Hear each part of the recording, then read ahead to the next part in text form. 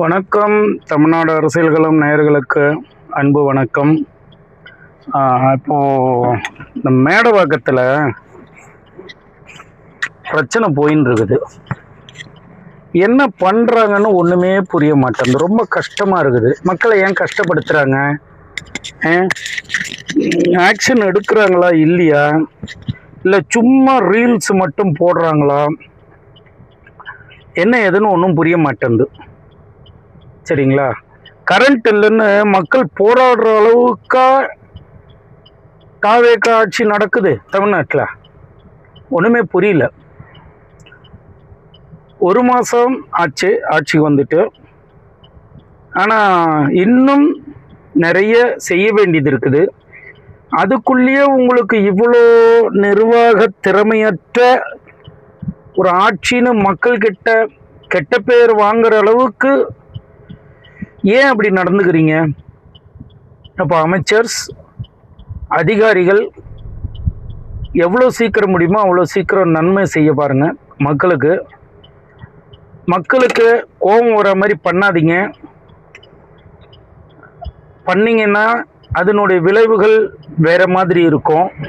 அதை நீங்கள் சந்திச்சு தான் ஆகணும். கொஞ்சம் ஜாக்கிரதையாக கையானா நல்லாயிருக்கும். இதில் ஒரு முக்கியமான விஷயம் என்னென்னா, இந்த லிக்கர் கம்பெனி இருக்குது இல்லையா, அதில் ஒரு தகவல் தான், அதிகாரப்பூர்வமான தகவல் இல்லை, தகவல்.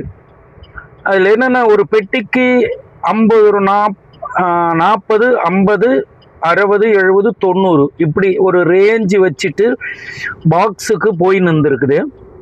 இப்போது மரியாதைக்குரிய திரு ஜோசப் விஜய் அவர்கள் அதை கண்ட்ரோல் பண்ணிவிட்டு அந்த ஃபண்டு கஜானாவுக்கு வர மாதிரி, அதாவது அரசு துறைக்கு, அதாவது அரசுக்கே வர மாதிரி அவர் பண்ணியிருக்கிறாங்க.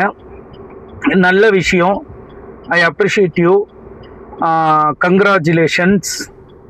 வருவாய் வரும்போது ஏழைங்களுக்கு கொஞ்சம் விலைவாசி குறையும். ஆனால் இந்த வருமானம் மட்டுமே இவர் ஆட்சி நடத்த போதும்னா அது கண்டிப்பாக $1 மில்லியன் கொஸ்டின். அது பத்தாது, இன்னும் பலது செய்யணும். குறிப்பாக மின்சாரத்துறையே தமிழ்நாட்டின் முதல்வர் திரு ஜோசப் விஜய் அவர்கள் இதை கொஞ்சம் சீரியஸாக எடுத்துக்கணும்.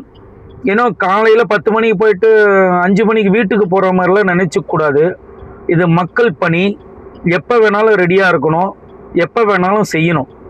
லீவெல்லாம் விடக்கூடாது. ஓகே, அது கொஞ்சம் பாருங்கள்